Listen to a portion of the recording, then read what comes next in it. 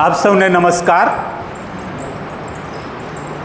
અત્યારે આપના વર્કશોપના 5મા દિવસે આજની સેશનના અહીં સૌ તજજ્ઞ કમિટીમાં ઉપસ્થિત મેડમ શાલિનીજી,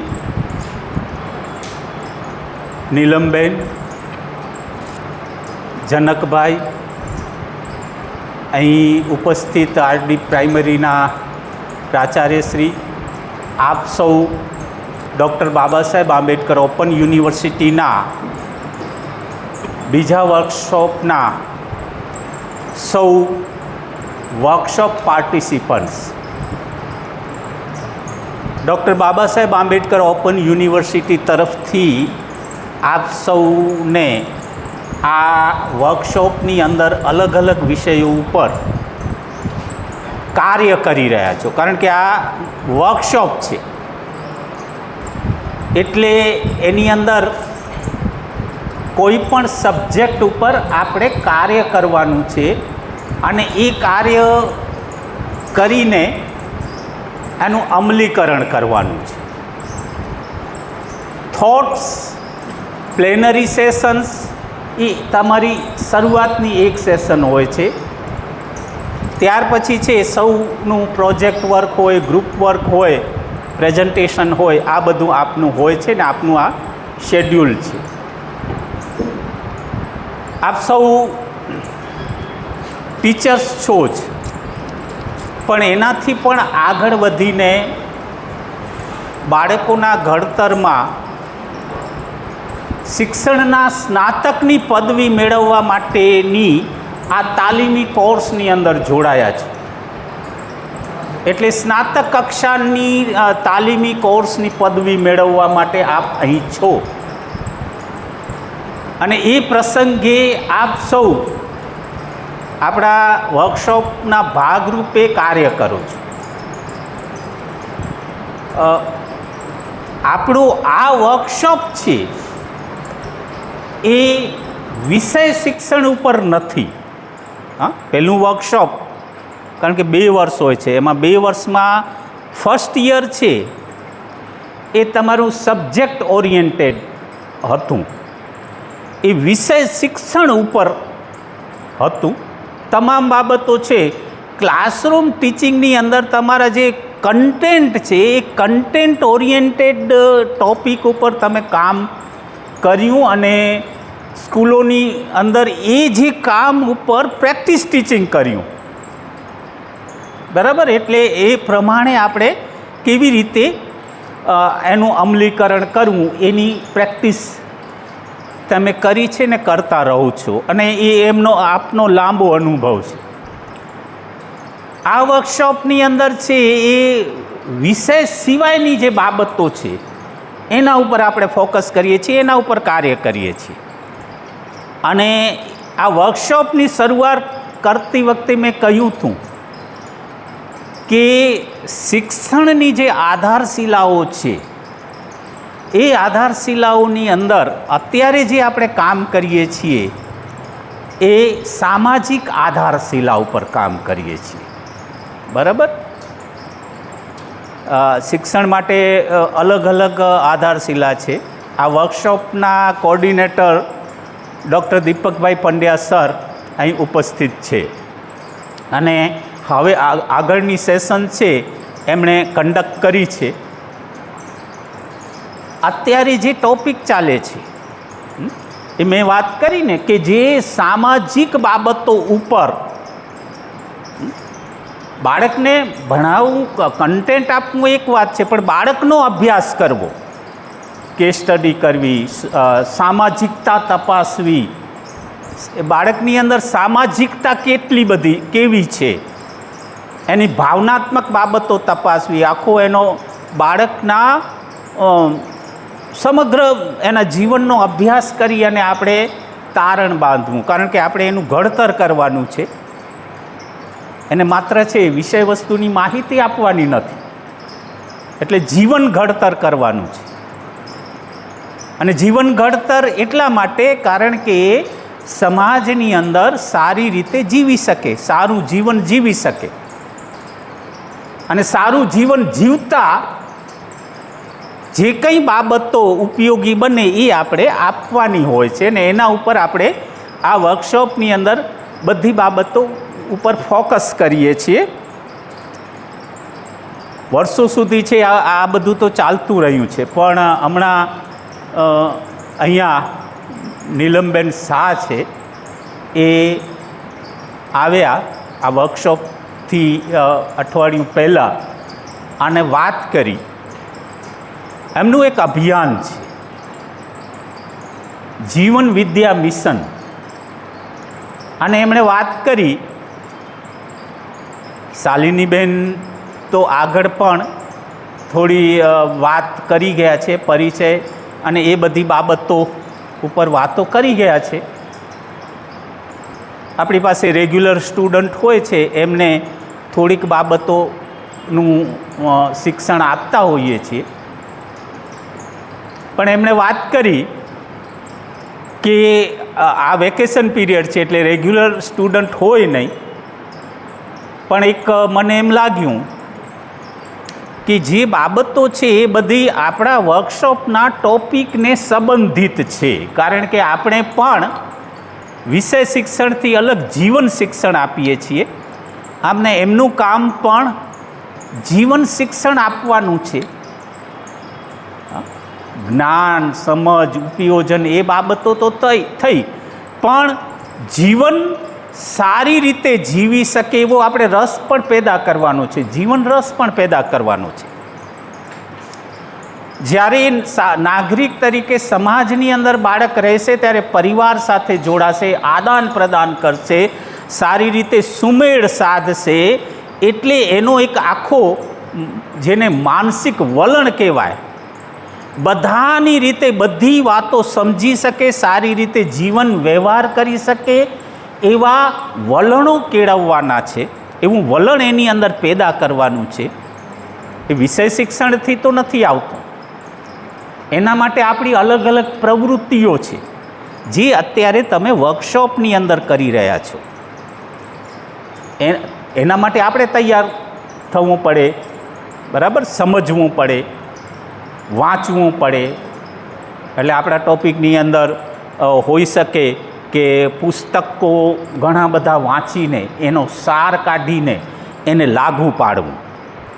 બરાબર, પુસ્તક વાંચન એટલે ખાલી મનોરંજન માટે નથી, આ ટૉપિક નથી. જીવન ઘડતર કરવું છે એના માટે આપણે સારું સારું વાંચીએ, એમાંથી સાર કાઢીએ અને પછી છે એનું ઉપયોજન કેવી રીતે કરી શકીએ, કેવી રીતે લાગુ પાડી શકીએ. વ્યક્તિ અભ્યાસ, સામાજિકતા મિતિ, ઇવન આપણા જે પત્રકો હોય છે ને શાળાની અંદર પત્રકો, એ પત્રકોનો પણ ઉદ્દેશ છે કે આખું એવી રીતે મેનેજમેન્ટ ગોઠવીએ કે આપણે આપણું કન્ટેન્ટ તો રોજ વર્ગની અંદર ભણાવીએ છીએ, પણ આપણું સમયપત્રક એવો હોવો જોઈએ કે જેની અંદર બાળકના જીવન ઘડતર બાબતોને એ સમયપત્રકની અંદર બેસાડી શકીએ, વિષયોની સાથે બેસાડી શકીએ. કારણ કે આખરે તો બાળકને જીવન જીવતા શીખવાડવાનું છે. એ બધી બાબતો ઉપર જે ફોકસ કરે છે જીવન વિદ્યા, એનો પહેલાં તો આપણે છે થોડીક પરિચય મેળવવો પડે. એટલે આ વર્કશોપની અંદર મને એમ થયું કે આપણા ટૉપિક છે એની સાથે જ જોડાયેલું છે કે જીવનની અંદર છે આપણને અનેક દુઃખ પડવાના છે, જીવન સંઘર્ષમય છે, દુઃખમાંથી પસાર થવાનું છે, અનેક રોગો લાગુ પડશે. રોગ લાગુ પડે છે. આપણો ટૉપિક ત્યાં આગળની સેશનનો આ હતો કે આખા આપણા અનેક પ્રકારના એવી ગંભીર બીમારીઓ ઊભી થાય તો શિક્ષક તરીકેની આપણી જવાબદારી શું, રોગો કયા પ્રકારના, આપણે કેમ છે એમાં બધાને માહિતી આપી શકીએ, માર્ગદર્શન આપી શકીએ, રક્ષણ મેળવવા માટેના પગલાં લઈ શકીએ. આ સેશન કદાચ તમારી આગળની હશે, એની અંદર તમે કંઈક વિચાર્યું હશે. આ જ બાબતોને આપણે આગળ વધારીએ છીએ.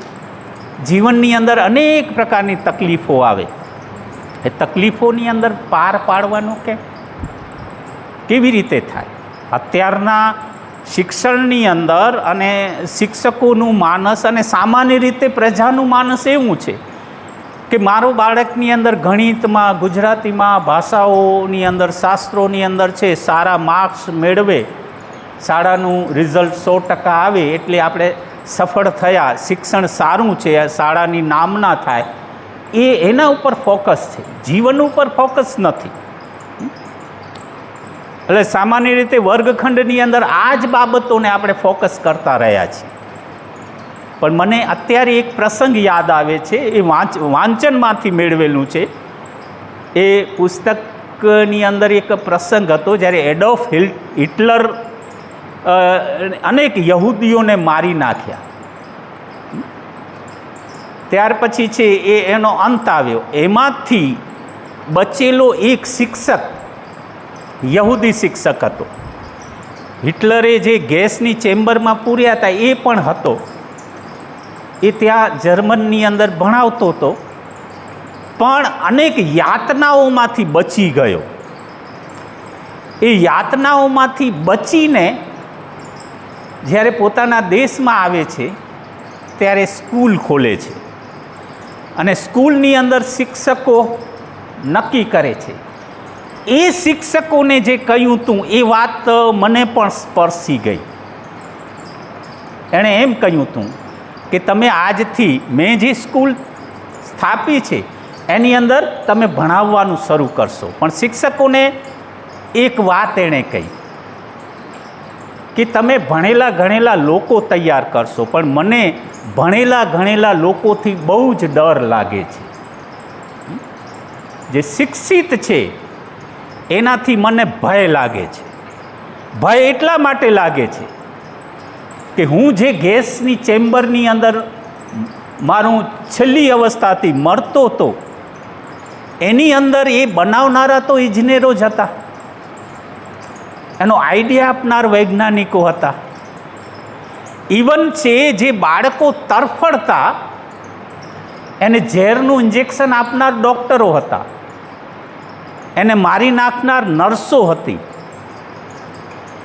અને અમે જ્યારે ભાગતા ત્યારે બંદૂકો લઈને ઊભા રહેનાર યુનિવર્સિટી અને કોલેજના વિદ્યાર્થીઓ હતા. એ બધા શિક્ષિત હતા. એટલે મને શિક્ષિત લોકોથી ડર લાગે છે, કારણ કે આ શિક્ષણથી જો લોકોને મારવા માટે જ આ શિક્ષણ હોય તો એ શિક્ષણનું મને કોઈ કામ નથી. આ શાળાની અંદર હું જે શિક્ષણની વાત કરું છું અને તમને કહું છું, એણે એમના શિક્ષકોને કીધું હતું કે માનવીય જીવન જીવી શકે એવું શિક્ષણ આપવાનું છે.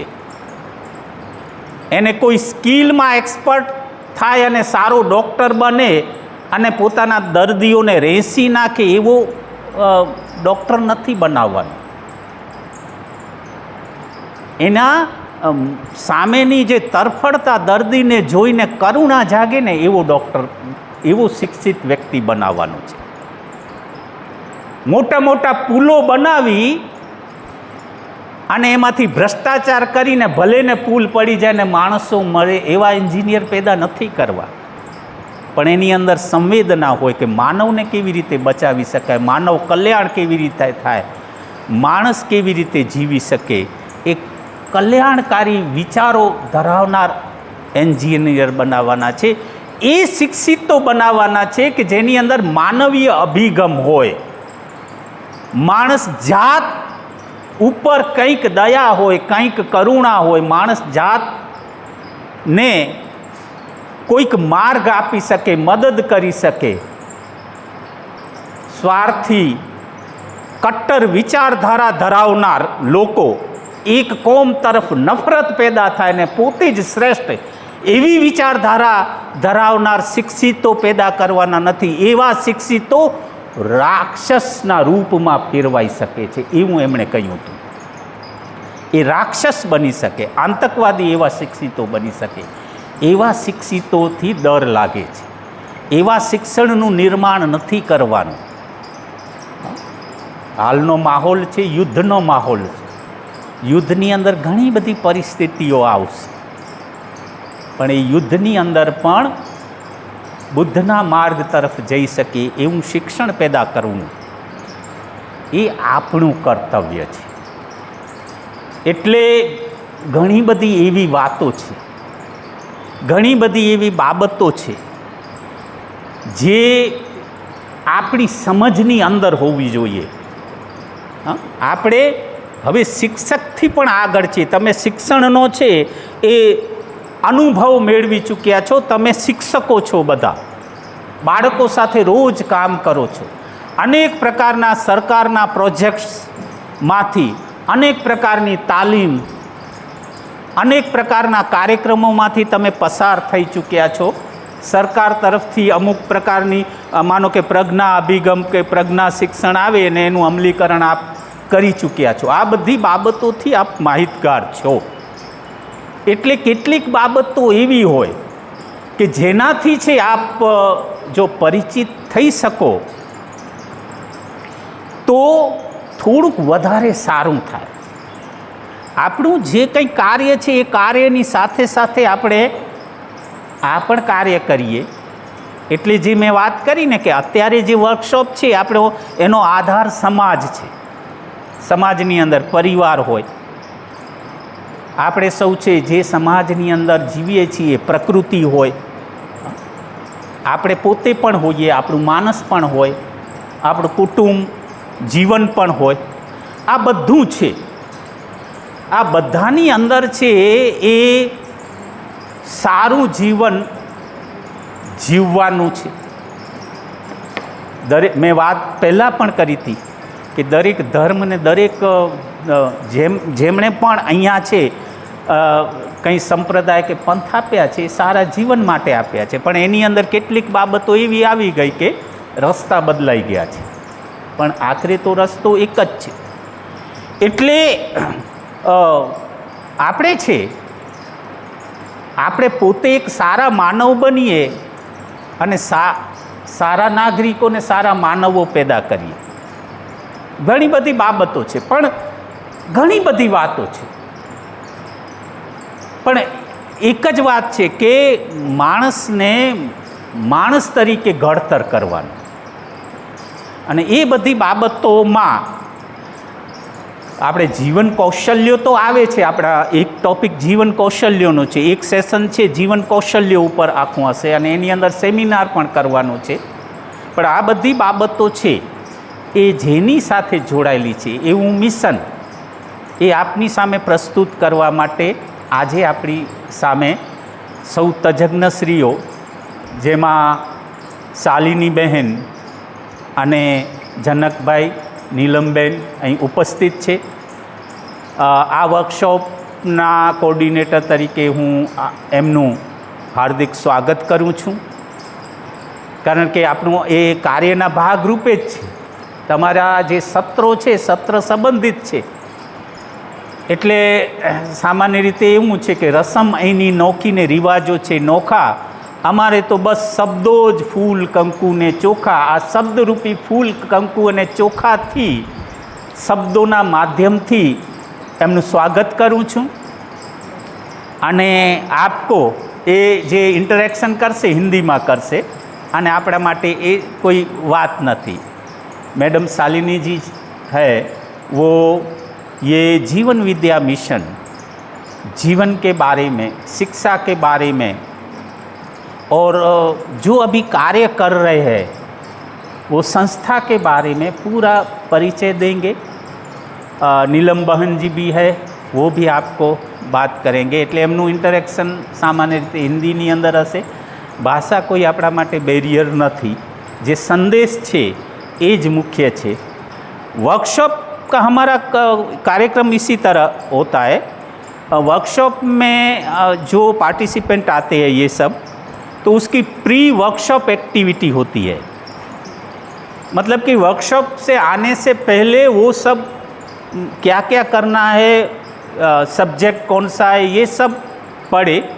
इसके बाद उसकी एक्टिविटी स्कूल में करके आए और यहाँ पे वर्कशॉप ड्यूरिंग एक्टिविटी के अंदर है वो एक साथ बैठकर अपना जो एक्सपीरियंस है, जो कार्य किया हुआ है, उस पे डिस्कशन करके रिपोर्ट बनाते हैं, समझते हैं, अनुभव को शेयर करते हैं। ये होता है। इसके बाद पोस्ट वर्कशॉप एक्टिविटी होती है। जो हमने टॉपिक रखा तो उसका एप्लीकेशन वो करेंगे, उसका रिपोर्ट भी हमें देखना है। तो वर्कशॉप का ये 3 बातें होती है, प्री, ड्यूरिंग वर्कशॉप एक्टिविटी और post workshop activity. Post workshop activity हमारे लिए महत्व की है क्योंकि बात तो हम करते हैं, हमारे दिमाग में भी बात आती है, लेकिन वो बात है वो जहाँ तक पहुँचानी है और उससे जो उद्देश्य, जो हमारा ऑब्जेक्टिव है वो सिद्ध करना है, वो सिद्ध होता है या नहीं। जो हमने अपेक्षा रखी है उसके अनुसार जहाँ पे परिवर्तन लाता है, परिवर्तन लाना है, वो परिवर्तन आया कि नहीं। मतलब कि हमारा फोकस है वर्तन में अपेक्षित परिवर्तन लाना। जो भी हमारा टॉपिक है, इसके जरिए जहाँ पे भी जो बात हुई, मानो कि आज इन्होंने रोग की बात की, बराबर, बातें होंगी, एक्सपीरियंस शेयर होंगे, बाद में जब स्कूल में जाएंगे तो उस पर काम करेंगे अपनी स्कूल के अंदर। कोई भी अभियान होगा, कोई भी कार्यक्रम होगा, कोई भी महामारी होगी, उसमें उनको काम करना है और रिपोर्ट लाना है। और इसका कार्यक्रम है, एक्टिविटीज़ है, वो स्कूल में करनी है। वो पोस्ट वर्कशॉप एक्टिविटी हुई। मतलब कि हम जो कहेंगे वो सिर्फ दिमाग तक नहीं रहेगा, अपने रोजिंदे जो रूटीन वर्क है उसमें लाना है और अपने जीवन में भी लाना है। ये हमारी पोस्ट वर्कशॉप एक्टिविटी है। इसी तरह का हमारा 12 दिन का वर्कशॉप है। इसके अंदर आज आपको जो भी पॉइंट्स है, प्रकृति है, परिवार है, जीवन विद्या मिशन के बारे में जो परिचय है वो आप रखेंगे। जितना भी आप रखेंगे उसका एप्लीकेशन किस तरह करना है, उनको समझकर काम करना है।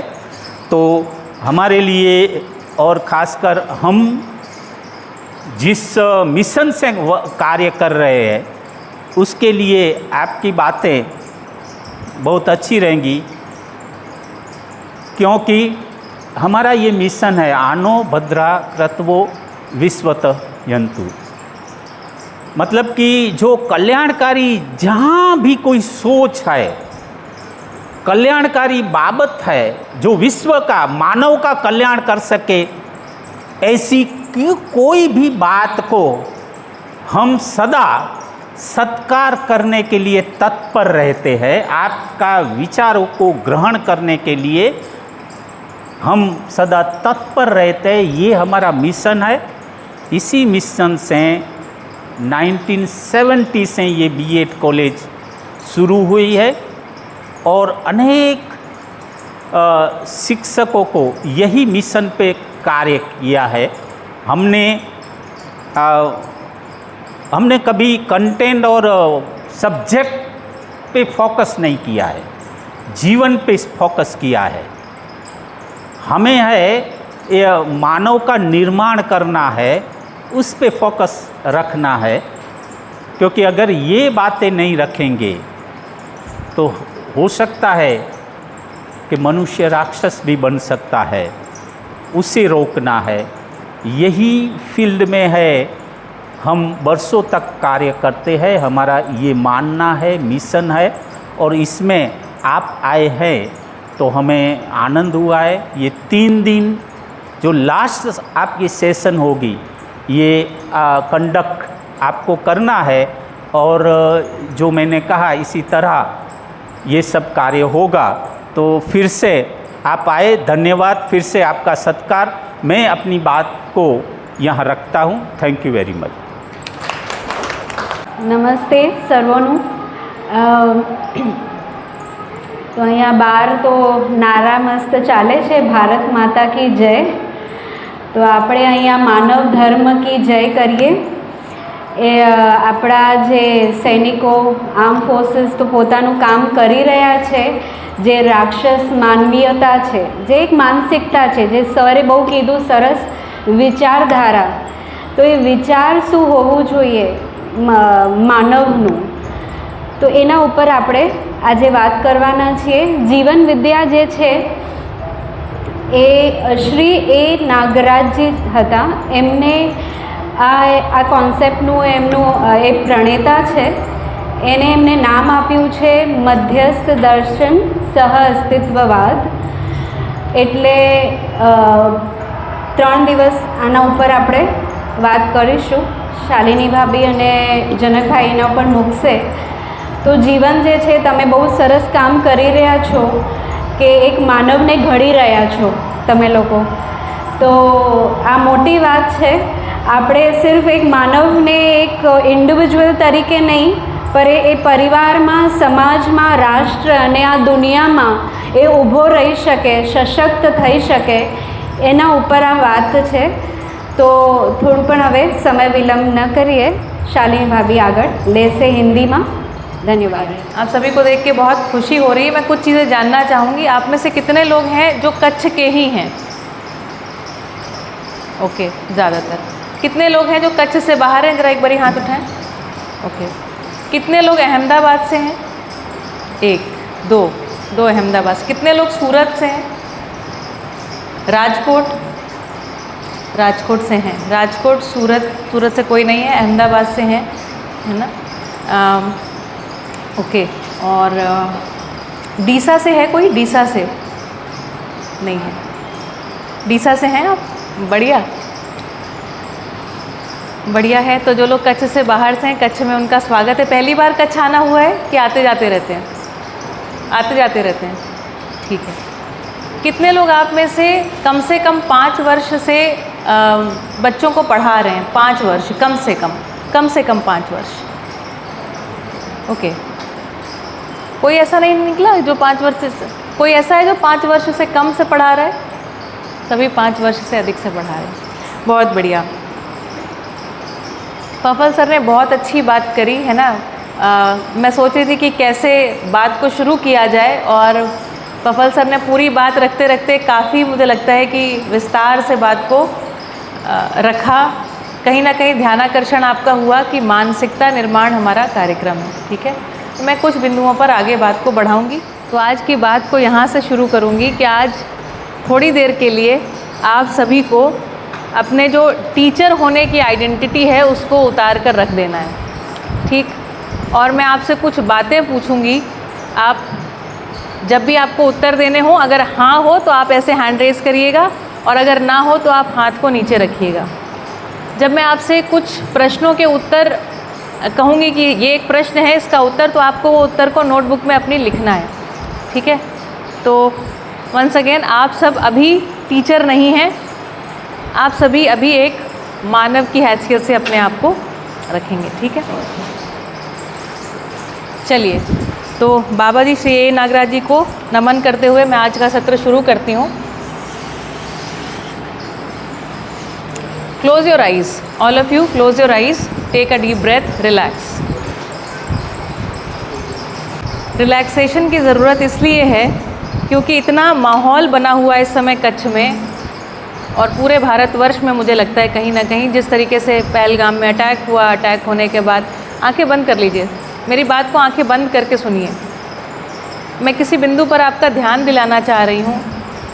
इतना स्ट्रेस्ड आउट हैं कि एक छोटा बच्चा हमारे मोहल्ले में, 4-5 साल का बच्चा, जब सायरन बजने लगा ना और ब्लैकआउट करने का सिग्नल आया, मैं भुज से आई हूँ, है ना, तो एकदम से घबरा गया, है ना, एकदम से रोने लग गया। और ऐसे न जाने कितने बच्चे हम देख रहे हैं, बच्चों से लेकर के बड़ों तक, है ना कहीं ये भय हम सभी को सताता रहता है ना। और एक दूसरी तरफ ये भी मानसिकता है कि भाई हमको, है ना, वध करना पड़ेगा, जो सही नहीं है या जो मानवीय नहीं है उसका वध करना पड़ेगा। कुछ एक प्रश्न हैं। सबसे पहला प्रश्न तो आज की यथास्थिति के साथ ही है, युद्ध। क्या युद्ध एक मानवीय कार्यक्रम है? सबसे पहला प्रश्न आप सभी के लिए, क्या युद्ध एक मानवीय कार्यक्रम है? अगर आपको लगता है नहीं तो यू रेज योर हैंड। युद्ध एक मानवीय कार्यक्रम नहीं है, अगर आप इस बात से सहमत हैं तो रेज योर हैंड। युद्ध जब होता है तो पूरी मानवता का, चाहे वो इस पक्ष की हो चाहे उस पक्ष की हो, उसका ह्रास ही होता है। युद्ध जब होता है तो प्राकृतिक संपदा का ह्रास ही होता है। मैं देख रही हूँ बहुत सारे लोगों ने हैंड रेज नहीं किया है, तो मैं ऐसा मान रही हूँ कि आपको लगता है कि युद्ध मानवीय है। यदि युद्ध में हमारा शोषण होता है, कुछ नष्ट होता है, तो ये आपको स्वीकार है। मैं ऐसा मान रही हूँ। ठीक, चलिए रिलैक्स एंड आइए शुरू करते हैं हमारे वर्कशॉप को। आप में से कितने लोग कहानी सुनना चाहेंगे? कहानी। और ये कहानी मैं आज आपको सुनाऊंगी धरती की कहानी। कहानी है, कौन सी कहानी? धरती की कहानी। असल में आप देखेंगे जितने सालों आपने पढ़ाई करी है ना, या किसी भी प्रकार का शिक्षण लिया, तो इस शिक्षण लेने में आपने हमेशा धरती की ही कहानी सुनी है। जितने भी प्रकार से विविध प्रकार की विधाएं, चाहे आपने भौतिकी पढ़ी, रसायन पढ़ा, जीव विज्ञान पढ़ा, वनस्पति विज्ञान पढ़ा, जो कुछ भी पढ़ा, वो सब एक्चुअली आप धरती की कहानी को ही समझने का प्रयास कर रहे थे। बात पकड़ में आ रही है? इस धरती पर मानव बहुत सारी चीज़ों को देखता है और वो हर एक चीज़ को समझना चाहता है। सही बात? मानव इस धरती पर जिन चीज़ों को देखता है उन चीज़ों को समझना चाहता है। जब वो पदार्थ को समझने गया तो हमने उसको क्या कहा? भौतिकी, पदार्थ विज्ञान। कहा कि नहीं कहा? जब वो पेड़ पौधों को समझने गया तो हमने उसको कहा बायोलॉजी। कहा? जब वो जीव जंतुओं को समझने गया तो हमने कहा जूलॉजी। और जब वो मानव को समझने गया तो हमने कहा एंथ्रोपोलॉजी। कहा? जब मानव की चेतना पक्ष को समझने गया तो उसी को हमने कहा साइकोलॉजी, अर्थात मनोविज्ञान। जब हमने खगोल है ना, या जब हमने दूर ब्रह्मांड नक्षत्रों की हमने समझ को जांचना शुरू किया या समझना शुरू किया तो उसी को हमने कहा एस्ट्रोनॉमी। और इसी तरीके से एस्ट्रोलॉजी और जितने भी प्रकार के आप विषय देखोगे तो मानव ने एक्चुअली अपने आसपास की चीज़ों का अध्ययन किया है, इस धरती का अध्ययन करने का प्रयास किया है। ठीक, तो इस धरती पर या इस धरती के अलावा भी मानव क्या क्या देखता है, मैं उसको यहाँ बोर्ड पर लिखूँगी आपके सामने। ठीक है, आपको बहुत कुछ नोट डाउन नहीं करना, मेरे साथ बने रहिएगा, थोड़ी देर में आपको बहुत इंटरेस्ट आने लगेगा। ठीक है, तो धरती पर या धरती के अलावा है ना, धरती के बाहर भी मानव ने जिन चीज़ों को देखा है, अगर उन सभी चीज़ों को हम कैटेगराइज करें, मोटा मोटा एक कैटेगराइजेशन करें, तो जितने हमारे तारागण हैं, सूर्य से लेकर सूर्य, चंद्रमा, मंगल, बृहस्पति, शुक्र और यहाँ तक कि पृथ्वी की भूमि तक, इन सभी को हम पदार्थ अवस्था कह सकते हैं। पदार्थ है ना, तो पदार्थ अवस्था मतलब आपका पीरियोडिक टेबल, आवर्त सारणी। पढ़ाई है पीरियोडिक टेबल। तो कुल मिला के सारे जो ये पदार्थ हैं, ये पदार्थ जब समृद्ध हुए, ध्यान दीजिए मैं आपको धरती की कहानी सुना रही हूँ। अभी जो हमारा सूरज है ना, सूरज पर मात्र हाइड्रोजन है और हाइड्रोजन जो है नाभिकीय संलयन विधि से हीलियम में कन्वर्ट हो रहा है। एटॉमिक फ्यूज़न इसको बोलते हैं, जिसके माध्यम से बहुत सारी ऊर्जा रिलीज़ हो रही है ना, और उस आवेश को हमारी जो धरती है वो पचा रही है, धीरे धीरे पचा रही है। और इसी प्रकार से बहुत सारे अन्य जो ग्रह गोल नक्षत्र हैं वो भी उस ताप को पचा रहे हैं। ऐसा होता है कि नहीं होता है? जैसे एक ठंडी चीज़ और उसके बाजू में एक गर्म चीज़ रख दीजिए, तो जो ठंडी चीज़ है वो भी थोड़ी देर में गर्म हो जाती है और गर्म चीज़ जो है थोड़ी देर में ठंडी हो जाती है। तो इस अस्तित्व में ताप के एक संतुलन बिंदु में आने का नियम है। जैसे अगर मैं इस वस्तु को यहाँ से छोड़ दूँ तो ये कहाँ जाएगी, ऊपर या नीचे? मतलब ये नीचे जाने का नियम है। तो अस्तित्व में इस प्रकार से बहुत सारे नियम हैं। नियम को परसीव कौन करता है? मानव। और कोई परसीव करता है? और किसी को रिसर्च करते देखा? और किसी अवस्था को, किसी जीव जानवर को? बंदर से हम 99% क्लोज हैं या बंदर हमसे 99% क्लोज है? लेकिन स्कूल नहीं जाते? जाते हैं? नहीं जाते। हाँ, तो जो सूरज के ताप को धरती पचाती है, मैंने आपको एक छोटी सी बात बताई, ताप के संतुलन का नियम है अस्तित्व में, इन द होल एग्जिस्टेंस। ये एक नियम है। जैसे जब हमारे घरों में भी ना कोई थोड़ा गुस्सा हो जाता है तो हम क्या बोलते हैं, अरे तुम थोड़ी ठंड रखो, है ना? तो हम भी उसका आवेश जो है, उसका ताप जो है, उसका क्रोध जो है, उसका गुस्सा जो है, उसको पचा लेते हैं। फिर जब वो थोड़ा ठंडा हो जाता है तो उसको बताते हैं, तो ध्यान दिलाते, तो कई बार ध्यान चला भी जाता है कि हाँ भाई मैं ही गलत था। ऐसा होता है, देखा है कि नहीं देखा है? तो कण कण में ये नियम लागू होते हैं। तो अस्तित्व सहज कुछ नियम हैं, जिन नियमों के अध्ययन को हम कह रहे हैं चेतना विकास मूल्य शिक्षा, या मध्यस्थ दर्शन सह अस्तित्ववाद, या जीवन विद्या योजना के तहत हम इन बातों को आप सभी के साथ शेयर कर रहे हैं। बात पकड़ में आई? ये सिंपल सा इंट्रोडक्शन। तो ताप के संतुलन का एक नियम, धरती सूर्य का ताप पचा रही है। अब आपको एक सुंदर सी बात बताती हूँ। ये जो पचाने का नियम, या इस पूरे अखंड ब्रह्मांड में, या ये पूरे अस्तित्व में एक और नियम है। वो नियम ये है कि कोई भी वस्तु, है ना, वस्तु मतलब वास्तविकता, वो रियलिटी होनी चाहिए, आपकी कोई कल्पना नहीं, रियलिटी। तो जो सभी रियलिटीज़ हैं ना, वो आपस में एक और सिद्धांत से बंधी हुई हैं, जिस सिद्धांत का नाम है उपयोगिता पूरकता का सिद्धांत। उपयोगिता और पूरकता, हर एक वस्तु उपयोगी होकर के क्या होती है? पूरक हो जाती है। मतलब इस अस्तित्व में हर एक वस्तु एक दूसरे से ऐसे कनेक्टेड है कि वो स्वयं का भी पोषण पा रही है और अगली अवस्था का, या अगली अपने से जो अनुक्रम में जुड़ी हुई वस्तु है उसका पोषण कर रही है। ध्यान से देखिए मैं क्या समझा रही हूँ यहाँ पर। ये जो सूर्य है, इसमें जो हमारा पदार्थ अवस्था है ना, आवर्त सारणी का सबसे छोटा जो एलिमेंट है, जो सबसे छोटा तत्व है, वो क्या है? हाइड्रोजन। ठीक है? और ये सबसे छोटा तत्व मतलब ये अपनी विकास की सबसे पहली सीढ़ी पर खड़ी हुई वस्तु है। और हाइड्रोजन से हीलियम का बनना, है ना, 1H2 कर लें, 2He4 कर लें, ठीक है?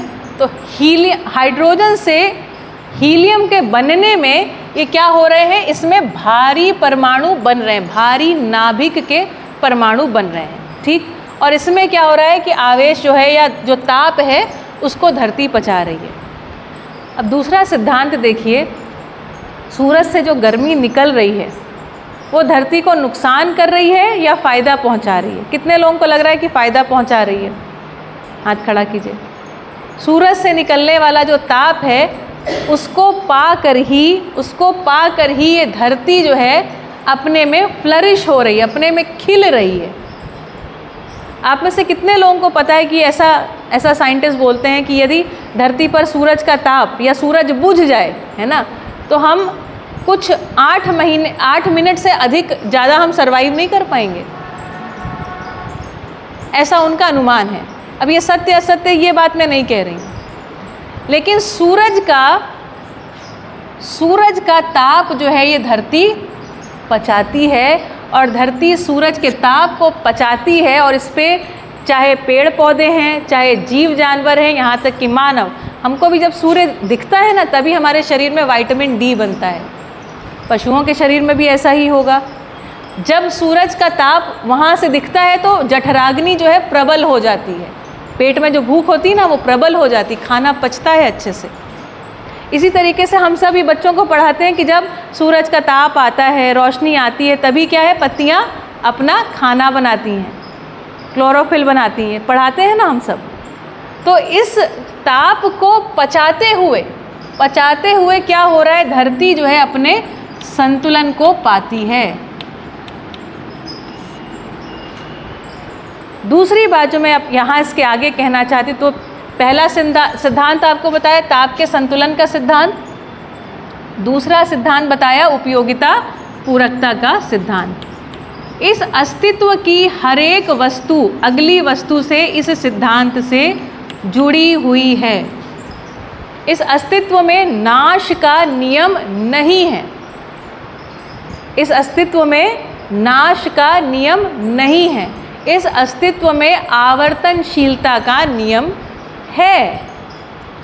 आगे देखिए धरती की कहानी में, तो पदार्थ अवस्था इस तरीके से हाइड्रोजन से लेकर के सबसे भारी, मतलब एक अंश के एक एटॉमिक नंबर से लेकर के 121 एटॉमिक नंबर तक हम पहुँचे, जिसको हम बोलते हैं स्टेबल एलिमेंट्स, स्थायी परमाणु जो हैं। उसके आगे रेडियो एक्टिव एलिमेंट्स हैं ही, ठीक है, उस डिटेल में नहीं जाते हैं। लेकिन उसके बाद देखिए क्या होता है, पदार्थ अवस्था जब समृद्ध हो गई मतलब क्या हो गया, यहाँ पर सभी प्रकार के जितने प्रकार के परमाणु चाहिए थे इस तरीके से अंश सज गए। तो उसके बाद जानते हैं क्या हुआ, बहुत सुंदर घटना घटती है। यहाँ पर ये जो हाइड्रोजन है और जो ऑक्सीजन है मिल करके क्या बनाते हैं, पानी बनाते हैं। और अस्तित्व का एक और सिद्धांत है, अपने आचरण के त्याग का सिद्धांत। अपने आचरण के त्याग का सिद्धांत इसलिए ताकि वो एक बड़ी व्यवस्था में भागीदारी कर पाए। देखिए कैसे, जो लोग जानते हैं हाइड्रोजन जो है ना जेट फ्यूल में इस्तेमाल होता है, जेट होते हैं ना जो ऊपर से जेट जाते हैं, वो जेट फ्यूल में इस्तेमाल होता है। तो ये जो हाइड्रोजन है सर्वाधिक ज्वलनशील इनफ्लैमेबल वस्तु है हाइड्रोजन। और आप सभी ने कक्षा 5-6 में बच्चों को पढ़ाया है कि यदि कोई वस्तु जल रही हो तो उसके जलने के लिए एक गैस की सहायता चाहिए होती है, वो है ऑक्सीजन। यदि ऑक्सीजन अनुपस्थित है तो वस्तु जलेगी नहीं। तो हाइड्रोजन जो है जलने वाला, हाइड्रोजन क्या है, जलने वाला, और ये क्या है, जलने में सहायक, जलने में सहायक। और ये कॉस्मिक रेस के प्रभाव में जब साथ में आए तो इन्होंने एक ऐसी वस्तु बनाई, क्या बनाया, पानी। और पानी क्या है, आग को बुझाने वाला। अगर आपको कोई बात अच्छी लगे तो आप तालियां बजा सकते हैं भाई, है ना। तो जलने वाला और जलने में सहायक वस्तुएं जब सामने आई, साथ में आई, तो क्या बना दी एक ऐसी वस्तु, बुझाने वाला।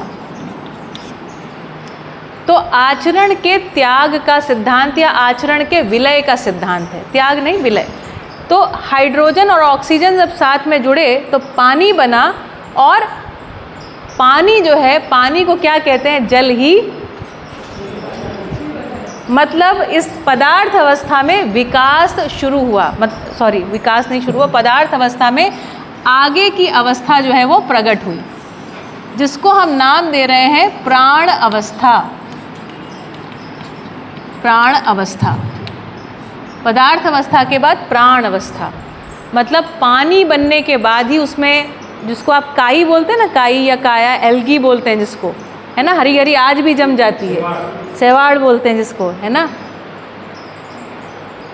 तो यहाँ पर वस्तुएं सारी थी, लेकिन पानी बनने के साथ, और पानी को जानते हैं क्या बोलते हैं, यूनिवर्सल सॉल्वेंट बोलते हैं। तो ये वस्तु बनने के बाद अपने आप क्या हुआ, इसमें आगे, है ना, अम्ल और क्षार ने क्रिया करके आगे, है ना, प्रोटीन बनाए और हार्मोन्स बनाए, और इस तरीके से आगे जो है गतिविधियाँ शुरू हुई। अस्तित्व में प्रगटन है, अस्तित्व में प्रगटन की घटना शुरू हुई। और प्राण अवस्था मतलब यहाँ पर क्या शुरू हो गया, स्पंदन। स्पंदन मतलब जो कोशिकाएं हैं ना वो सांस लेती हैं, सांस लेती हैं, सांस छोड़ती हैं, सांस लेती हैं, सांस छोड़ती हैं, इसको बोलते हैं स्पंदन। प्राण अवस्था और पदार्थ अवस्था, इसको देखिए। अब मैंने आपको एक सूत्र बताया, कौन सा सूत्र? उपयोगिता पूरकता का सूत्र या सिद्धांत। प्रत्येक वस्तु एक दूसरे से इतने बढ़िया से जुड़ी है कि बात ना पूछिए। जो प्राण अवस्था की इकाई है ना, प्राण अवस्था की इकाई, जैसे मान लीजिए अपने पास लेट से कोई पौधा है ना, तो जो पौधे की जड़ें होती हैं ना, पौधे की जड़ें, ये मिट्टी में से जितने आवश्यक तत्वों की इसको आवश्यकता होती है उसको ग्रहण कर लेती हैं। यहाँ पर ये चुनाव कर लेती हैं। जैसे आप एक ही मिट्टी में पालक लगाइए, एक ही मिट्टी में, उसी मिट्टी में बगल में मूली लगाइए, तीसरे में कहीं नीम लगा दीजिए, कहीं कोई और वस्तु लगा दीजिए। हम जानते हैं पालक में आयरन ज़्यादा होता है, जानते हैं ना? जानते हैं। मूली में कैल्शियम थोड़ा ज़्यादा होता है, जानते हैं। इसका मतलब उसकी जो जड़ें हैं वो चुनाव करके कौन सा तत्व उसकी पत्तियों में, उसकी जड़ में, उसके तने में रखना है, ये उनको पता है। ये उनके बीज में एक प्रोग्रामिंग है, इसके माध्यम से ये घटता है।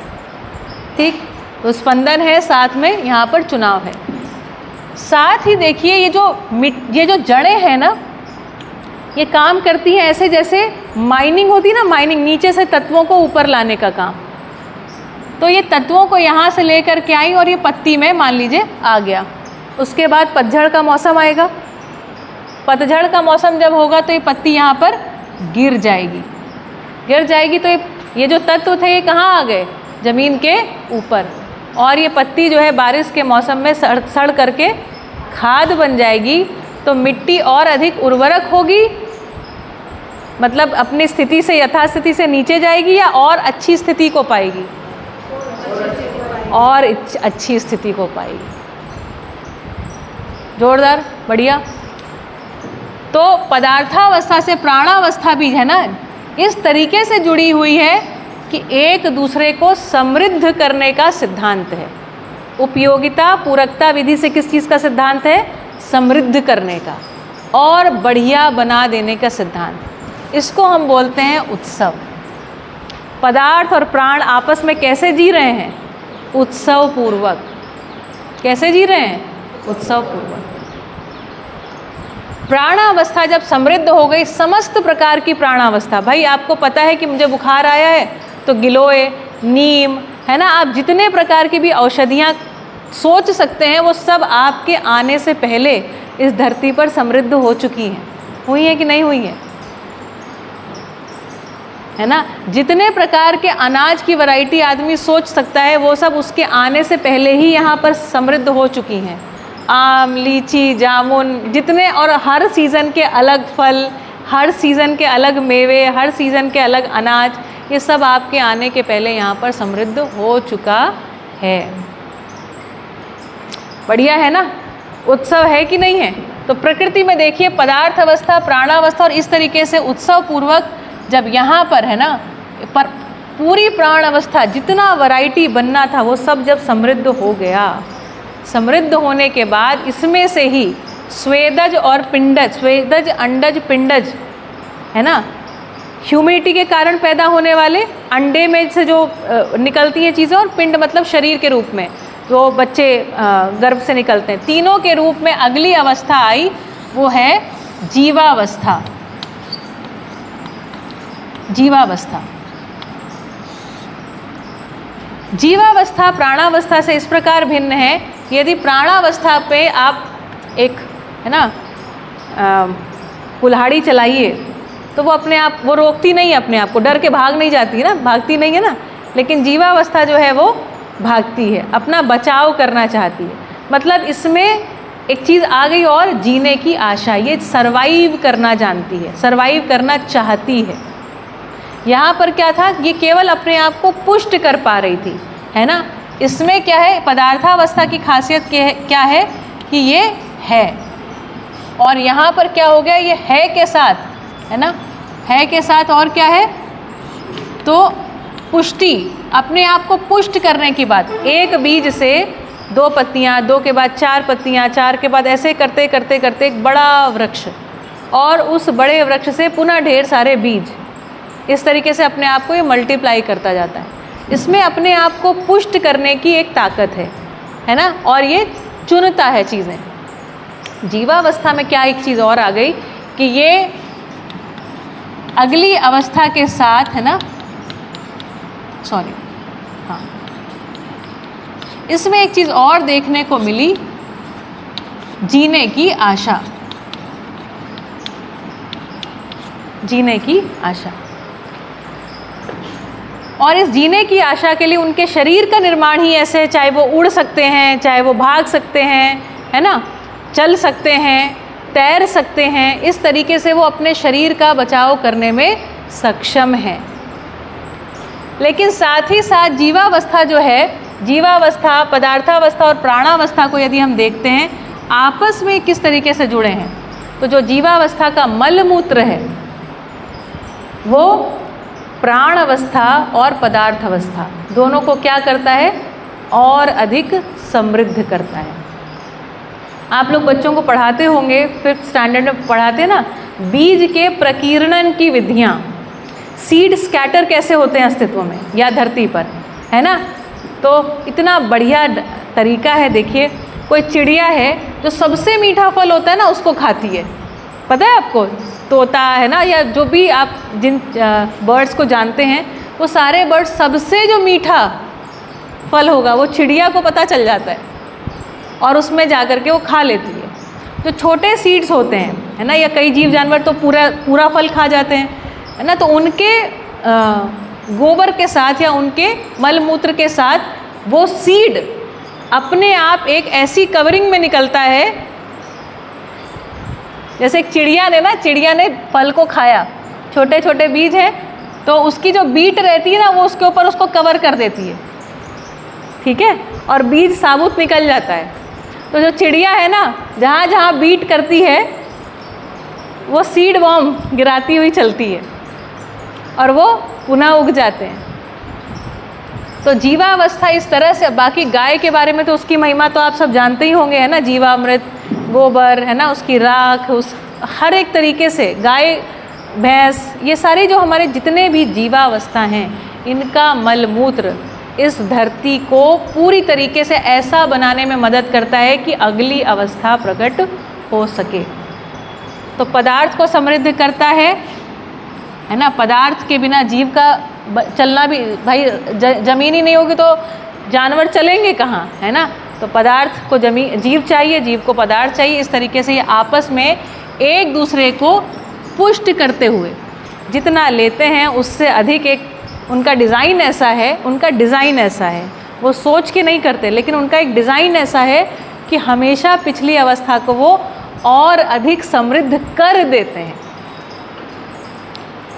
तो अब देखिए, ये तीन अवस्थाएं जो है आपस में कैसा दिख रहा है, एक उत्सव दिखाई पड़ रहा है। दिख रहा है कि नहीं दिख रहा है? दिख रहा है? दिख रहा है तो ताली बजाइए भाई। तो मानव के इस धरती पर प्रकट होने से पहले ये धरती उत्सव के रूप में ही मानव को प्रकट कर पाई है।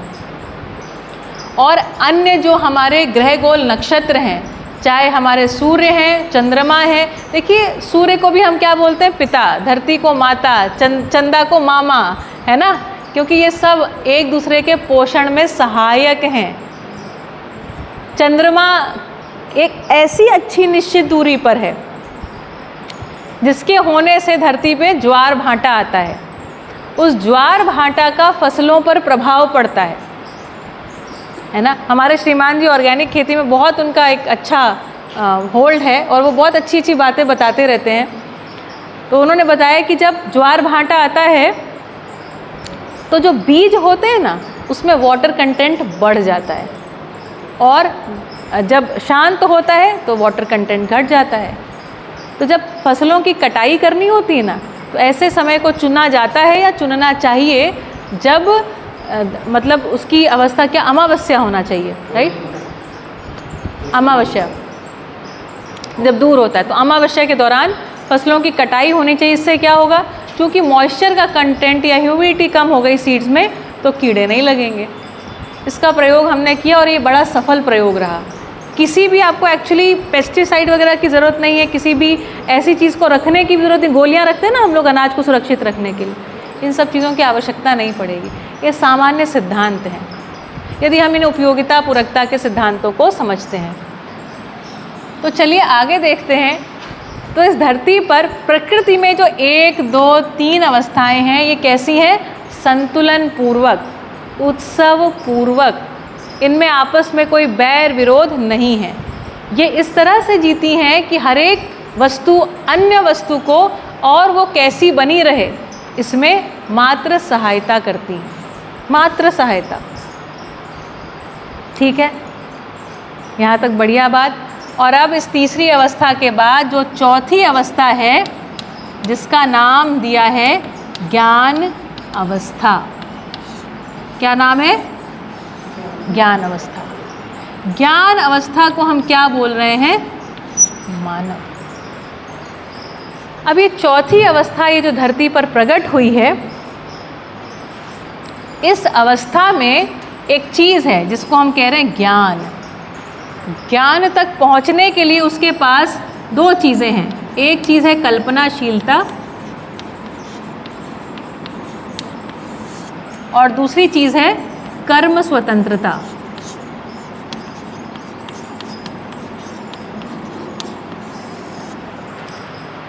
दो बातें हैं। ये शब्द थोड़े आपको पहली बार शायद आपने सुने हो। कल्पनाशीलता को तो सुना होगा। तो कल्पनाशीलता और कर्म स्वतंत्रता। कल्पनाशीलता का सिंपल मतलब है आपके पास इमेजिनेशन है, आपके पास कंपैरिजन करने की ताकत है। यहाँ हो, किसी और देश में हो, बूढ़ा हो गया हो, जवान हो, सभी में ये ताकत है कि नहीं है? है। तो ज्ञानावस्था की इकाई जो मानव है, ये क्या है? कल्पनाशील है और कर्म स्वतंत्र है। जो कल्पनाशीलता है, मानव जो है ना, 5 जो उसकी ज्ञानेंद्रियां होती हैं, ये all of us have 5 senses, है ना। तो शब्द, स्पर्श, रूप, रस, गंध, या हम बच्चों को सिखाते हैं नाक, आँख, त्वचा, कान, है ना, ये सब बच्चों को सिखाते हैं। तो शब्द, स्पर्श, रूप, रस, गंध के माध्यम से हम इस संसार को क्या करते हैं? परसीव करते हैं। और परसीव करने के बाद क्या करते हैं? उसमें से हम कुछ उसको एक तरीके से समझते हैं। संसार को मानव क्या करता है? समझता है। हर एक मानव समझता है, हर एक मानव समझना चाहता है। कैसे पता? ऐसे पता कि बच्चा चाहे यहाँ का हो, अमेरिका का हो, अफ्रीका का हो, कहीं और का हो, कहीं का भी बच्चा हो, 3 साल की उम्र में जैसे ही भाषा ज्ञान उसको हो जाता है, तो वो क्या करना शुरू करता है? जिज्ञासा। मम्मा ये क्या है? पापा ये क्या है? दादी ये क्या है? इसको समझाओ, उसको समझाओ। और 3 साल से लेकर के 5 साल तक का बच्चा, माँ बाप कहते हैं, सर खा जाता है हमारा, क्वेश्चन पूछ पूछ के। ये सबसे इंटरेस्टिंग फैक्ट है दुनिया का। और टीचर्स के लिए, टीचर से ज़्यादा इस बात का एक्सपीरियंस किसी को हो नहीं सकता अगर आपने छोटे बच्चों को पढ़ाया हो। बच्चे के अंदर सहज जिज्ञासा है। क्या किसी बच्चे के अंदर विरोध होता है? नहीं होता। बच्चा आप जैसे ही उसको कुछ आपसे प्रश्न पूछता है, सहज जानने के अर्थ में वो प्रश्न को करता है, और वो ये मान के प्रश्न करता है कि आपको उसका उत्तर पता है। मतलब अस्तित्व सहज विधि से बच्चे में जिज्ञासा है। अस्तित्व सहज विधि से बच्चा ये मानता है कि हमारे जो अभिभावक हैं उनको उत्तर पता है। Now I come to the point. Do we have the answer that satisfy the kids? क्या हमारे पास वो उत्तर हैं जो बच्चे को तृप्त करते हैं? Point to be noted here. क्या हमारे पास वो उत्तर हैं जो बच्चे को तृप्त करते हैं? अब बात यह आई कि बच्चा किस चीज़ की तृप्ति चाहता है। तो हर एक बालक, अगर हम हर एक बालक को ऑब्जर्व करें, this is an universal observation. ये एक यूनिवर्सल सार्वभौमिक सत्य के रूप में एक ये ऑब्जर्वेशन आपको दे रही हूँ। हर एक बालक कहीं का भी हो क्या है? न्याय का याचक। याचक मतलब वो चाहता है, वो मांगता है, उसके लिए गुहार लगाता है। आप सब टीचर्स हैं, आप सबका एक्सपीरियंस है, इस बात को आप ही प्रमाणित करेंगे कि ऐसा है कि नहीं है। बाय डिफ़ॉल्ट हर एक छोटा बच्चा, 3 वर्ष की आयु का बच्चा, आप इमेजिन करिए, न्याय का याचक है। दूसरी बात, सत्यवक्ता है, सत्यवक्ता। और तीसरी बात है सही कार्य व्यवहार का इच्छुक। सही कार्य व्यवहार का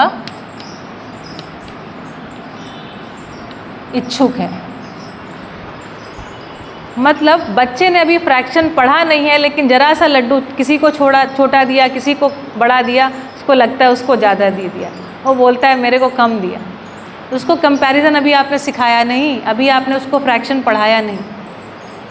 कोई बच्चा जो होता है ना, वो किसी के हाव भाव को देख के उसको पता लग जाता है किसकी गोद में जाना है, किसकी गोद में नहीं जाना है।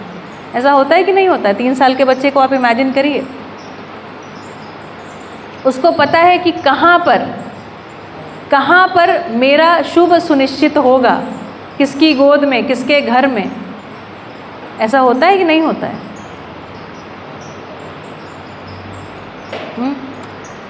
दूसरी चीज़, हर बच्चा सत्यवक्ता है। किसी भी घटना को जैसा जैसा देखता है वैसा वैसा बोल देता है।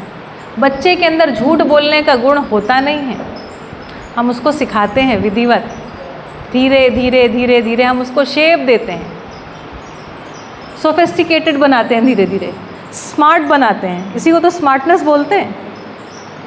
थोड़े कटु सत्य होने लग गए ना अभी। बाय डिफ़ॉल्ट बच्चा न्याय का याचक है, सत्यवक्ता है और सही कार्य व्यवहार का इच्छुक है। हर बच्चे को, जब आप बच्चे को किसी को टोकते हैं ना कि बेटा नहीं देखो ये आपके आंटी हैं, इनसे नमस्ते करो, जय श्री कृष्ण बोलो, बच्चा आपको वापस नहीं पलट के जवाब देता है, बच्चा आपको फॉलो करता है। आप सही व्यवहार सही कार्य, बेटा इसको ऐसे नहीं करो, ऐसे करो।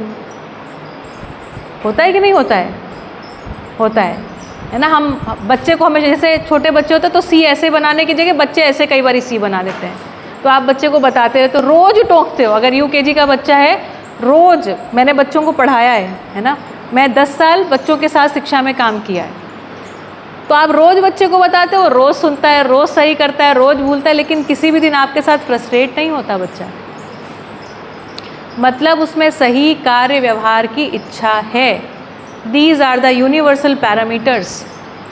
3 साल का बालक जो न्याय का याचक है, सत्यवक्ता है, सही कार्य व्यवहार का इच्छुक है, ये किसी संस्था या किसी एजुकेशनल इंस्टीट्यूशन में आया तो शिक्षा कैसी हो, क्या शिक्षा ऐसी हो कि ये बच्चा जो है अन्याय का पक्षधर हो जाए, सत्य से उसका कोई लेना देना ना हो और हठी जिद्दी बन के निकले बाहर। या फिर ऐसी शिक्षा हो कि जो न्याय का याचक है इसके स्थान में शिक्षा ऐसी हो कि बच्चा संस्कार संपन्न हो जाए। शिक्षा कैसी हो? संस्कार संपन्न हो जाए और न्याय का याचक के स्थान पर न्याय प्रदायी क्षमता उसमें आ जाए। किसी भी सिचुएशन में, किसी स्थिति परिस्थिति में न्याय कैसे करना है ये उसको आ जाए। अगर आप इससे सहमत हैं तो आप हाथ उठा सकते हैं, हाथ उठाइए। क्या शिक्षा का ये काम है कि नहीं है? है। सत्यवक्ता है। सत्यवक्ता के स्थान पर ये बच्चे की शिक्षा ऐसी हो, ऐसा संस्कारित हो कि उसे सत्य बोध हो जाए। ऐसी शिक्षा होनी चाहिए कि नहीं होनी चाहिए? होनी चाहिए। और सही कार्य व्यवहार की जो इच्छा है, तो सही कार्य व्यवहार की इच्छा, अब उसके अंदर एक सक्षमता आ जानी चाहिए कि मैं सही कार्य व्यवहार कर पाऊँ। ठीक है? तो ऐसी कौन सी शिक्षा है कि ये जो बालक, जो न्याय का याचक, सत्यवक्ता और सही कार्य व्यवहार का इच्छुक बालक है, वो न्याय प्रदायी क्षमता, सत्य बोध हो जाए और सही कार्य व्यवहार कर पाए। तो ऐसी कौन सी शिक्षा है? उस शिक्षा का नाम है चेतना विकास मूल्य शिक्षा। चेतना विकास मूल्य शिक्षा का थोड़ा सा कंटेंट मैंने आपको यहाँ पर अभी बोल के बताया। एक ऐसी शिक्षा जिससे चारों अवस्थाओं की अपनी मौलिकता, क्या उनकी मौलिकता, उसको पढ़ने का समझने का जो विज्ञान है, उनको पढ़ने समझने के साथ जो अध्ययन है, उसका नाम है चेतना विकास मूल्य शिक्षा। तो जब बच्चों के साथ हम उसको करते हैं, जो कि एक बराबर 15-16 साल का प्रोग्राम है, तब तो उसका नाम चेतना विकास मूल्य शिक्षा रहता है। लेकिन जब हमारे आपके जैसे प्रौढ़, हम सब प्रौढ़ हैं ना, अभी बच्चे तो नहीं रहे, तो हम जब प्रौढ़ हैं, प्रौढ़ों के साथ इस बात को हम शेयर करते हैं, तो इसी का नाम है जीवन विद्या योजना। इससे हमको सिर्फ इतना पता चलता है कि चेतना विकास मूल्य शिक्षा योजना प्रौढ़ ले रहे हैं, तो उसके लिए नाम है जीवन विद्या योजना। That's it. ठीक है, तो हमने बहुत सारा विज्ञान पढ़ा, ना जाने क्या क्या पढ़ के आए हैं, है ना।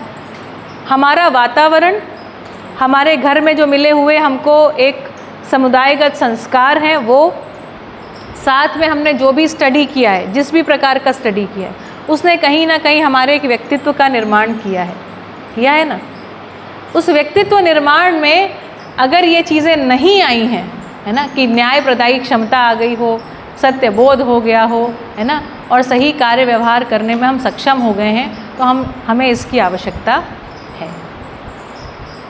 ठीक है, तो ज्ञानावस्था की इकाई में जो कल्पनाशीलता है, कल्पनाशीलता मतलब 5 इंद्रियों के माध्यम से जो बच्चा ज्ञान को ग्रहण करता है। अभी भी जो आप ग्रहण कर रहे हैं ना, ग्रहण आप अपने कान से कर रहे हैं। मैं अपने मुंह से बोल रही हूँ और आप अपने कान से ग्रहण कर रहे हैं। मैं जब बोलती हूँ उसके पहले मेरे ब्रेन फंक्शन करता है, और ब्रेन के ऊपर बैठा हुआ चैतन्य है, कुछ चैतन्य तो है ही, है ना, उसकी बात हम कभी आगे सत्र में करेंगे। तो उस चैतन्य के माध्यम से ये प्रकट होता है, और ये माइक के माध्यम से एक और हमने इंस्ट्रूमेंट बनाया है ताकि मेरी आवाज़ थोड़ी और ऊंची हो जाए और दूर तक पहुंच जाए। पहुंच के आपके कान से टकराती है, लेकिन आपका कान सुनता नहीं है। कान सुनता है क्या? किसी मुर्दा का कान सुनता है? कान नहीं सुनता, मुंह नहीं बोलता, आँख नहीं देखती। देखने वाला जो चैतन्य पक्ष है, तो आपके ब्रेन के माध्यम से ये पुनः आपके चैतन्य तक पहुंचता है। तो मेरा चैतन्य और आपका चैतन्य आपस में बात करते हैं शरीर के माध्यम से। जैसे मेरा शरीर और आपके शरीर के बीच में जो माइक है ना, ये इस दूरी को कम करने का कुल प्रयोजन यही है ना। दूरी कम हो गई अब आपके और हमारे बीच में।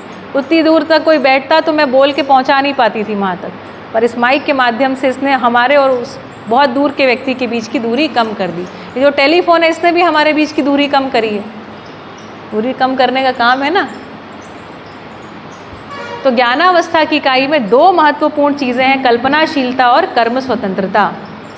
कल्पनाशीलता के माध्यम से ज्ञान को ग्रहण करता है, और कर्म स्वतंत्रता, कर्म स्वतंत्रता मतलब हमारे शरीर की बनावट ऐसी है, हमारे शरीर की बनावट ऐसी है, हमारे हाथ पैर, मानव का एक आकार है ना, उस आकार की खासियत ये है कि जो उसके मन में मनाकार बनता है, या उसकी मानसिकता के अनुसार वस्तु को या व्यवहार को वो प्रकट कर देता है। इसको बोल रहे हैं कर्म स्वतंत्रता। हम सब स्वतंत्र हैं, हमारा डिज़ाइन ऐसा है कि हम अपनी समझ को प्रकट करने में सक्षम एक मानव शरीर के साथ हैं। इतनी बात ज्ञानावस्था की। अब देखिए ज्ञानावस्था की इकाई का हालत थोड़ा सा देखिए। 3 अवस्थाओं का जब हम एक सिंपल ऑब्जर्वेशन करते हैं तो हमको एक अनुक्रम दिखाई पड़ता है। इस अनुक्रम में हमको ये दिखाई पड़ता है कि ये आपस में कनेक्टेड इस तरह से हैं कि एक दूसरे को समृद्ध करें। क्या यहाँ पर ये तीनों अगर आपस में कनेक्टेड इस तरीके से बने रहें तो क्या कोई ऐसा क्षण आएगा कि ये सब एकदम से विलय हो जाएं, नष्ट हो जाएं? क्या नष्ट होने का डिज़ाइन है अस्तित्व में? क्या डिज़ाइन है? इन तीनों, इसको छोड़ दीजिए, क्या नष्ट होने का डिज़ाइन है? अस्तित्व में नष्ट होने का डिज़ाइन नहीं है। इसी को आप चक्रीयता पढ़ाते हैं, वाटर साइकिल, नाइट्रोजन साइकिल, बीज से वृक्ष, वृक्ष से बीज साइकिल, जानवरों में वंशानुषंगीयता के रूप में साइकिल। एक साइक्लिसिटी है अस्तित्व में। अस्तित्व में लय प्रलय का सिद्धांत नहीं है। मध्यस्थ दर्शन सह अस्तित्ववाद इस बात को प्रतिपादित करता है, अस्तित्व में लय प्रलय का सिद्धांत नहीं है, आवर्तनशीलता है। उस आवर्तनशीलता का अध्ययन हम यहाँ पर करते हैं चेतना विकास मूल्य शिक्षा के तहत। ज्ञानावस्था की इकाई में कल्पनाशीलता और कर्म स्वतंत्रता है। कर्म स्वतंत्रता तो आप समझ गए, शरीर के माध्यम से अपनी समझ को प्रमाणित करना। कल्पनाशीलता क्या गजब की चीज़ है, गजब की चीज़। आपको एक एक्सरसाइज करवाऊँ छोटी सी। आप बैठे बैठे इमली के बारे में सोचिए, इमली के बारे में सोचिए। किसी को रसगुल्ला अच्छा लगता हो, रसगुल्ले के बारे में सोचिए। मेरे मुंह में तो इमली सोचते ही पानी आ गया, कुछ और लोगों के भी आ ही गया होगा। तो मानव इस तरीके से कल्पनाशील है। जो भी वस्तु की जब हम कल्पना करते हैं ना, तो हम उसके साथ तदाकार हो जाते हैं। जैसे मैं अगर अभी आपको बोलूं, आप अपनी माँ के बारे में सोचिए, तुरंत आपके दिमाग में अपनी माँ का चित्रण आ जाएगा। आप अपने घर के बारे में सोचिए, तुरंत घर का चित्रण। मेरे बोलते देर नहीं, है ना। मैं आप सभी से बोलूं एक सेब का चित्रण करिए, तुरंत आपके दिमाग में सेब। मैंने कहा नहीं रुकिए एक सेकंड, लाल सेब नहीं, हरा वाला सेब। तो आपके दिमाग में वो तुरंत हरा हो जाता है। मैं कहती हूँ रुकिए, हरा लेकिन पूरा नहीं है ना, आधा है। तो आपके दिमाग में वो कट जाता है, आपकी कल्पनाशीलता में कट जाता है सेब। हो रहा है कि नहीं हो रहा है। और मैंने कहा सुनो, जो दो आधे हैं ना, उसमें से एक आधा सड़ा है, तो आपके कल्पनाशीलता में वो सेब जो है सड़ भी जाता है। तो ये हमारे चैतन्य पक्ष की ताकत है, हमारी कल्पनाशीलता की ताकत है कि हम वस्तु के साथ, शब्दों के साथ, शब्द, अर्थ और वस्तु, इस तरीके से हम तदाकार होते हैं। हर बालक तदाकार होता है। अस्तित्व सहज प्रकटन को यदि हम देखते हैं तो पाते हैं अस्तित्व सहज विधि से भौगोलिक परिस्थितियों के अनुसार जिस ज्योग्राफी में मानव उत्पन्न हुआ, प्रकट हुआ, मानव प्रकट हुआ, वहाँ के हिसाब से उसका शरीर का डील डॉल रहा। ठीक। और मानव जो है चूँकि कल्पनाशील है, कल्पनाशीलता वश उसने ढेर सारी कल्पनाएं करी। मानव की कल्पनाशीलता की और एक ताकत है, मेकिंग स्टोरीज़। हम कहानियाँ बनाने में सक्षम लोग हैं। ढेरों कहानियाँ हमारे पास। अस्तित्व में जो है उसकी कल्पना, जो नहीं है उसकी भी कल्पना। सच है कि नहीं सच है? अगर मैं आपसे बोलूं कि आप एक काम करिए, 1000 किलो के सेब की कल्पना करिए, तो आप कर लेंगे। आप में से कुछ लोगों ने कर ली। सोचिए कितना बड़ा होगा, कैसा होगा। ये कोई बहुत बड़ी बात नहीं है। तो इस कल्पनाशीलता को, शिक्षा का ये काम है कि इस कल्पनाशीलता को यथार्थ के साथ तदाकार करवा दे। अस्तित्व में जो जैसा है उसके साथ तदाकार करवा दे। यदि ऐसा हुआ तो क्या होता है कि जो जैसा है उसको वैसा समझे, वैसे उस नियम को वैसा समझा, तो उसके साथ हम कैसा जिएंगे? जीना होगा हमारा उत्सव पूर्वक। और यदि हम उसको वैसा नहीं समझे जैसा वो है, तो हम भयग्रस्त, युद्धग्रस्त, कलहग्रस्त, क्लेशग्रस्त बने ही रहेंगे। तो शिक्षा का ये काम है, जो बालक न्याय का याचक, सत्यवक्ता, सही कार्य व्यवहार का इच्छुक है, ये बाय डिफ़ॉल्ट नेचर में यूनिवर्सली होता है।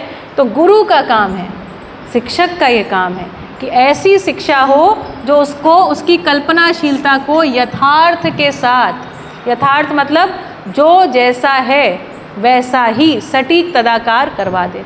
इस यथार्थ शिक्षा का नाम है चेतना विकास मूल्य शिक्षा। बहुत सरल छोटी सी चीज़ें हैं, कुछ एक चीज़ों का अध्ययन है और इसमें आपको कुछ फीस वगैरह नहीं भरनी है। हमारे जैसे कुछ लोग जिन्होंने इसको अध्ययन किया हुआ है, मैं, हमारे श्रीमान जी जनक, नीलम भाभी बैठी हैं यहाँ, हेमांग भाई बैठे, हम सब इसके अध्येता हैं और हमको ये बातें समझ में आई हैं। समझने के कारण हमारे जीवन में उत्सव हुआ है। हम इस बात को और लोगों तक पहुँचाते हैं, हमको और अधिक उत्सव होता है। क्योंकि मानव का उत्सव जानते हैं कैसे होता है? आस्वादन पूर्वक। आज फफल सर ने नीचे मुझे कॉफ़ी पिलाई, है ना। मैं कॉफ़ी वैसे बहुत मेरी प्रिय नहीं है। पहले मुझे लगा चाय आई है ना। तो मैंने जैसे ही सिप किया तो मैंने कहा कॉफ़ी है ये तो। मैंने बगल में भाभी को देखा, मैंने कहा भाभी कॉफ़ी है ना। तो जब हमको किसी चीज़ का सुख मिलता है ना, और मुझे ये पता है उनको कॉफ़ी बहुत पसंद है, तो हमारा सारा ध्यान इस बात पे होता है कि इनको भी वो चीज़ पकड़ में आ जाए। आदमी मात्र अकेला सुखी होकर के तृप्त नहीं होता। आदमी का ये डिज़ाइन है, ये जो गला है ना, ये हमारा भी एक लाउड स्पीकर, इसको ये है कि इस चैतन्य ने जो सुख को प्राप्त किया है उसको दूसरे को बताना ही है, अपने बच्चे को देना है, अपनी बहन को देना है, अपने परिवार में बांटना ही है। सुख को बांटने का नियम है। आदमी सुख बटोर के नहीं रख पाता। आप किसी एक रेस्टोरेंट में भी जाते हैं ना, अच्छा रेस्टोरेंट लगा आपको, तो आप बोलोगे अरे वहाँ जोरदार दाल बाटी, जाओ यार तुम कभी एक बार जाओ, उधर तो ज़रूर जाओ। कहीं कुछ अच्छा कपड़ा पा गए, आप बोलोगे कि वहाँ आप जाओ, इतना बढ़िया सही रेट है, सही सब कुछ। आप करते हैं कि नहीं करते, कि पचा के रख लेते हैं। आदमी में कुंठित होने का डिज़ाइन नहीं है। कुंठा मतलब किसी चीज़ को अपने में कंट्रोल करने का डिज़ाइन, वो नहीं है उसमें। जिस किसी से मानव अपने संबंध को पहचानता है उसके साथ वो कुछ छुपाता नहीं है, उसके साथ अपने सुख को बांटना चाहता। और किसी के साथ उसकी ये हो गई, फिर उसको कुछ बताता नहीं है, वो ना बता करके भी दुखी है। उस संबंध में कोई ना कोई ऐसी बात रहती है जिसके कारण से बात जम नहीं रही होती। लेकिन इस तरीके से कुंठित होकर के आदमी सुखी नहीं होता, ईर्ष्या करके आदमी सुखी नहीं होता, क्रोध करके आदमी सुखी नहीं होता। इनको हम सभी जानते हैं, इनको हमने क्या कहा है, आवेश। हमारा अगर किसी से हमारा झगड़ा हो गया ना, बार बार मन वहीं पे लगा रहता है, वहीं पे लगा रहता है। हम बातों को ठीक से सुन भी नहीं पाते हैं। जैसे क्लासरूम में भी आप आए हैं, बच्चे को पढ़ा रहे हैं या पढ़ने आए हैं, अगर घर पे झगड़ा हो गया, किसी से कुछ भी बात हो गई है ना, तो हमारा मन जो है ना बार बार वहाँ जाता है और हम सोचते हैं क्या करें, है ना। अगर अपनी गलती पता चल जाती तो सोचते हैं सॉरी बोलें क्या, है ना। कई बार दिमाग बहुत तरीके से काम करता है ना, हमारी जो कल्पनाशीलता है मानव की बहुत तरीके से काम करती है। इस पर चर्चा और आगे करेंगे। अभी यहाँ तक देखते हैं तो गुरु का काम या शिक्षा का काम क्या है कि जो बालक है, न्याय का याचक, सत्य वक्ता, सही कार्य व्यवहार का इच्छुक जो बालक है, उसकी कल्पनाशीलता को, उसके आशा विचार इच्छा को यथार्थ के साथ तदाकार करवा दे। जैसे अभी आप तदाकार हो रहे हैं, मैं जब आपको बोल रही हूँ पदार्थ अवस्था, प्राण अवस्था, जीवावस्था, ये आप सुनते सुनते, ये इतनी महिमा है ना हमारे चैतन्य पक्ष की कि बात ना पूछिए। हम सब ज्ञान को सुनने के लिए, सीखने के लिए, समझने के लिए, बांटने के लिए सुपर तत्पर हैं, सुपर तत्पर। ठीक है, तो अब देखिए ज्ञानावस्था की इकाई जो मानव कल्पनाशील है, तो कल्पनाशीलता में क्या हुआ, यदि हम यथार्थ को नहीं पाए, यथार्थ को नहीं पाए और उसके कारण से कुछ भ्रम जैसा हो गया, हमने किसी अपने को बेगाना मान लिया, तो हमने अगर किसी अपने को बेगाना मान लिया और उसके साथ बेगानों जैसा बर्ताव किया, बेगानों जैसा बर्ताव किसी को स्वीकार होता नहीं है। तो मैं इस बात को आगे कल कंटिन्यू करूंगी। आज के सत्र को यहीं पर रोकती हूँ। आप सबने बहुत ध्यान से सुना, इसके लिए धन्यवाद और कल मिलेंगे। जी।